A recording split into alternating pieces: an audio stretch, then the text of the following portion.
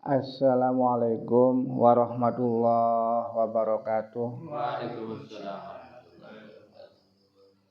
Bismillah, alhamdulillah, wassalatu wassalamu ala rasulillah wa ala alihi wa sahbihi wa mawallah, wala haula wala quwata illa billah, amma ba'du. Para kiai, para ustadz, hadirin yang dimuliakan Allah Subhanahu wa ta'ala, alhamdulillah kita semua berkumpul di tempat yang diberkahi oleh Allah Subhanahu wa ta'ala. Mudah-mudahan kita bisa istiqomah melaksanakan amalan ibadah ritual, juga ibadah sosial. Inti daripada ibadah ibadah ritual itu modal sholat, itu namanya ibadah secara hubungan dengan hablum minallah, namanya ritual. Termasuk baca dzikir, khataman mingguan atau khataman pada maghrib, terus amalan manakib bulanan, itu namanya ritual. Adapun setelah itu namanya ibadah sosial. Maka dalam manakib ada namanya acara makan-makan, itu termasuk ibadah sosial. Bisa jadi orang ibadahnya, ritualnya rajin khataman, rajin dzikir, rajin manaqib, rajin wirid, bahkan rajin puasa, tapi kadang-kadang kepedulian sosialnya itu kurang. Ada juga begitu, berarti belum jadi buah ibadah ritualnya itu. Jadi intinya sih, kita bisa menjadi orang bahagia dunia akhirat itu ya karena ada ibadah sosial. Itu sangat penting. Kalau ritual mah hubungan kita langsung dengan Allah. Jadi kalau kita hanya ritual saja, kemudian nggak ada ibadah, nggak ada istilah kepedulian kepada fakir miskin, termasuk anak yatim, kepada orang yang lemah, berarti ibadah ritual kita ini belum berbuah. Makanya selagi kita masih punya rasa belas kasihan kepada sesama, ada perhatian, memberikan kepada yang butuh, nah itu yang meningkatkan ritual kita, rohani kita itu, sosialnya itu. Biarpun kita baca lafaz la ilaha illallah ribuan tiap hari, tapi dalam hati kitanya ini nggak punya peduli, bahkan masih pelit untuk memberikan itu, ya kita nggak bakal bisa kenal, nggak bakal menjadi orang yang cinta ilahi, rohaninya itu meningkatkan namanya sampai kesadaran yang sampai menyeluruh itu susah kalau tidak dibarengin ibadah sosial. Makanya di Pancasila kan ada istilah naon, ibadah sosial kan gitu. Pancasila ketuhanan yang Maha Esa, kemanusiaan, kita harus berberi kemanusiaan kepada sesama manusia, memanusiakan manusia. Terus tiganya apa Pancasila itu? Nah, kita harus bersatu sing akur. Kalau kita belum akur, biarpun sholatnya rajin, sesama tetangga nggak akur, ya nggak sempurna juga. Persatuan orang Indonesia harus akur, bahkan sama siapa saja akur. Kalau kita masih perang, baik ngerebutan apa perang? Sekarang di Palestina, Israel masih perang baik itu. Kenapa? Karena ego. Kalau kitanya nggak nurut ego, udahlah nurut baik ke Israel, nanti dibantu sama Israel, negara jadi makmur, ya kan? Kayaknya nggak jadi perang, cuma kan harus begitu ceritanya. Kerakyatan yang dipimpin oleh hikmat kebijaksanaan dalam permusyawaratan, harus musyawarah, kan? Segala sesuatu jangan sendiri aja, musyawarah. Itu pelaksanaan daripada ibadah ritual itu begitu. Yang kelimanya apakah adil, harus sosial, kepada siapa saja itu harus adil.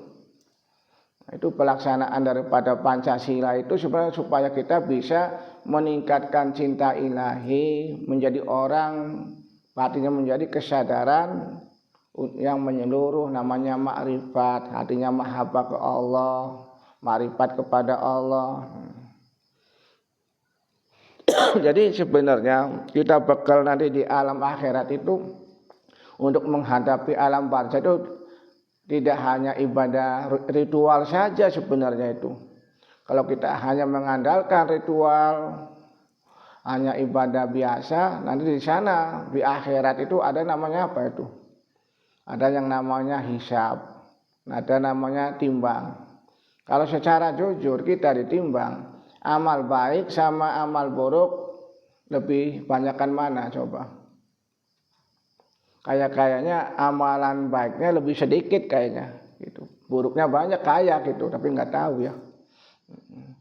Ya, kalau kita amalan jeleknya itu lebih banyak, amalan baiknya sedikit, kayaknya surga apa neraka? Masuk ke neraka, nanti nggak selamat dari neraka itu. Sedangkan kalau perbandingan neraka kan begitu, di sananya sehari, di sininya berapa tahun, kan jauh banget, ribuan nanti sehari juga. Gitu para ikhwan. Kalau kita mengandalkan ilmu, nanti ditimbang ilmu dengan amalnya sesuai enggak, banyakkan mana. Kadang-kadang ilmunya banyak, amalnya sedikit, ya nanti kalau kita dihisab ya nggak selamat gitu. Tapi kalau kita sudah mencapai tingkatan namanya cinta ilahiyah, mencapai tingkatan kesadaran yang universal, ya nggak bakal ditimbang, nggak bakal dihisab nantinya di sana, karena sudah mencapai cinta ilahiyah itu nggak bisa ditimbang. Maka digambarkan walaupun dosanya memenuhi langit bumi, terus dengan kalimat la ilaha illallah satu ditimbang, lebih berat kalimat la ilaha illallah. Apalagi kalimat la ilaha illallah sudah mendarah daging, sudah menjadi namanya cinta ilahiyah, kesadaran universal itu, nanti kita nggak bakal ditimbang, nggak bakal dihisab gitu. Kalau sudah sampai ke situ, untuk mencapai tingkatan ke situ, mencapai cinta ilahiyah itu tentu saja harus ada kepedulian sosial. Maka ada istilah namanya membantu orang fakir, orang miskin, siapa saja yang butuh. Makanya barang siapa memperhatikan perut orang lain bakal diberi kemampuan oleh Allah. Makanya barang siapa santunan anak yatim, insya Allah bakal diberi kemampuan, kecukupan. Nah sekarang Pak Kirman tuh mengadakan itu santunan tiap bulan sekali. Kitanya nggak mampu buat santun, kita bentuk namanya yayasan. Tinggal kita gabung damai yayasan, nggak yang malas sudah kita gabung ke sana, tapi nanti santunannya tetap di sini. Itu nggak apa-apa kalau kita mengut Islam, mengut sumbangan buat fakir miskin, anak yatim. Yang penting ada wadahnya yang resmi. Kalau kita minta sumbangan buat begitu, kemudian nggak ada yayasan, namanya pungutan liar, nggak bagus, nanti timbul fitnah, jadi masalah. Sebenarnya nggak susah, kan banyak lembaga yang nangani kayak gitu. Maksudnya ada nama donatur orang kaya gitu. Kalau kita punya yayasan, punya wadah kan bisa nerima, nanti salurkan. Ya, kalau kitanya nggak mampu secara pribadi, yang bentuk yayasan itu untuk memperhatikan anak yatim. Banyak orang berhenti karena nggak punya biaya sekolah itu. Anak yatim kurang diurus. Insya Allah kalau kita ada kepedulian kepada fakir miskin, termasuk anak yatim, orang-orang yang sudah sepuh, tetangga, kalau kita perhatikan ke situ, insya Allah diberi kemampuan oleh Allah itu, dimudahkan rezekinya, dinaikkan derajatnya, terutama dalam hal masalah batin. Kesadaran universalnya tambah meningkat sehingga sampai tingkat ke sana. Cinta ilahiyahnya juga semakin meningkat. Nah, itu pentingnya. Jadi yang namanya cinta dan kesadaran itu adalah inti daripada ibadah ritual, inti daripada ibadah sosial. Makanya kalau kita hanya pegangannya cuma syariat saja, lahir saja, tanpa memegang namanya spiritual, rohani, ya ibarat baru kulit nantinya itu. Tapi kalau kita sadar, syariatnya dijalankan, spiritualnya juga diamalkan, yang model spiritual itu kayak gitu, kesadaran itu dan cinta, insya Allah bakal damai, tentrem, ya kan. Sedang di negara sana perang baik, nggak damai, ya kenapa? Nggak mementingkan spiritual itu. Yang penting kita kan harus makmur, harus sing akur. Kalau kita tidak akur, Ya yang jadi korban siapa? Ya terutama rakyat kecil, kelaparan, karena tidak menuruti pelaturan hukum alam kan begitu. Nah, para ikhwan itulah. Jadi intinya kita menjalankan dzikir, wirid, ada sholat malam, ada namanya sholat tasbih untuk mewujudkan kesejahteraan bukan diri kita baik, ketentraman diri sendiri pada keluarga ya lingkungan juga. Kita harus bisa memberi manfaat kepada lingkungan, kepada semua manusia. Maka harus berbuat baik. Ya, kalau berbuat jeleknya kepada Allah kita bisa istighfar. Kalau kita ke manusia kadang-kadang susah minta maafnya itu. Maka perhatikan bukan hubungan dengan Allah saja tapi sesama makhluk juga penting untuk meningkatkan cinta ilahiyah dan kesadaran universal, maksudnya ma'rifatullah kalau bahasa tasawufnya itu para ikhwan. Nah, itu. Nah, kadang-kadang saya ngomong begini yang dengar juga nggak paham gitu, ngomong apa kan gitu. Banyak mungkin yang nggak ngerti mah. Jadi intinya diulang lagi, belajar istiqomah para ikhwan. Dzikirnya dijalankan terus baca khataman minimal seminggu sekali, amalan mingguan itu biasa. Terus amalan manakiban sebulan sekali, itu menunjang. Tapi intinya jangan sampai lupa, jangan yang namanya kepedulian sosialnya itu memberi. Itu hukum alam, barang siapa memberi ya pasti bakal diberi. Jadi kalau orang berehannya itu nggak punya nggak keinginan dikasih lah, yang penting memberi, insya Allah nggak bakal habis kalau hanya memberi terus. Contohnya cahaya matahari terus menerangi, ya nggak habis-habis cahayanya itu.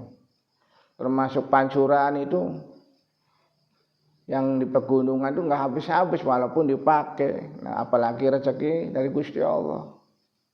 Kadang-kadang kita susah itunya itu, belum sadar batinnya itu. Bisa jadi dikirnya rajin, model wilayah Majalengka dikir rajin, hebat. Khatamannya tiap hari, pada maghrib, kadang pada asyar juga tiap hari baca khataman dzikir. Tapi terkadang kurang pedulinya itu. Makanya kalau kita dzikir rajin, praktekkan. Tapi kalau kita nggak mempraktekkan ibadah sosial, walaupun dzikirnya rajin, wajahnya masih pelit. Yang namanya wajah itu pantulan orang pelit, orang berehan, orang jahat, orang baik, ada di pantulannya kelihatan. Makanya di Al-Quran juga disebutkan orang rajin tahajud itu min asari sujud, kelihatan bekas sujudnya itu di wajahnya itu, bukan keningnya pun dan wajah. Jadi kalau orang rajin sujud, insya Allah yang namanya wajah kan dapat macam-macam ya, penglihatan, pendengaran di kepala nih, di depan pantulannya itu. Insya Allah orang yang rajin tahajud itu ada bekasnya, ucapannya baik, penglihatannya baik. Karena yang namanya mata itu adalah pantulan daripada wajah. Kalau mata itu pantulan daripada hati. Kalau orang hatinya baik, wajahnya baik. Makanya kalau di TV-TV itu kalau penjahat wajahnya gitu. Yang jadi orang baik wajahnya begitu. Jadi yang namanya mata itu enggak bohong, karena mata itu pantulan daripada hati. Begitu juga ucapan kita, kalau ucapannya baik ya berarti hatinya baik. Para ikhwan, terkadang rajin sholat, rajin puasa, ucapannya enggak baik, wajahnya masih galak saja, masih suka marah. Itu berarti sosialnya kurang. Jadi penting. Kalau masalah ilmu udah tahu hablum minallah, hablum minanas yang baik. Tapi kadang-kadang hablum minallahnya saja, tapi hablum minanasnya kurang peduli. Itu. Walaupun kita para ikhwan sholatnya rajin, ibadah haji sampai bertiap tahun, tapi kalau tetangganya itu ada yang miskin, yang butuh, sedang melahirkan, butuh biaya, pinjam nggak dikasih, masa ya bisa masuk surga gitu? Jadi yang bisa menyebabkan kita masuk surga itu ya kepeduliannya itu, belas kasihannya itu. Jangan jauh-jauh, kalau kita kasih sayang aja kayak binatang bisa menyebabkan masuk surga. Kita punya kucingnya disayang karena makhluk Allah. Itu sebenarnya amal bisa menyebabkan masuk surga. Ada juga masuk surga disebabkan ada apa? Ada duri di tengah jalan, kita kemudian dikepinggirkan, itu bisa menyebabkan masuk surga. Padahal masalah sepele. Ada juga orang masuk neraka itu gara-gara ada anjing minta minum nggak dikasih, malah diusir, padahal rajin ibadahnya itu. Akhirnya anjingnya kan punya rasa, doa rasa itu. Mudah-mudahan orang yang ngusir saya lebih sengsara daripada saya, kan begitu. Akhirnya dimasukkan ke neraka gara-gara anjing minta minum tapi nggak dikasih. Sebaliknya ada juga pelacur kerjaannya itu tiap hari. Kemudian ada anjing datang minta minum dikasih. Nah, walaupun dosanya banyak tiap hari itu jadi pelacur, tapi karena ngasih minum anjing punya rasa belas kasihan, nah itu amalan bisa menyebabkan masuk surga. Jadi bukan masalah ngasih minum anjingnya, sebenarnya masalah kepeduliannya itu. Kadang-kadang ini yang kurang itu.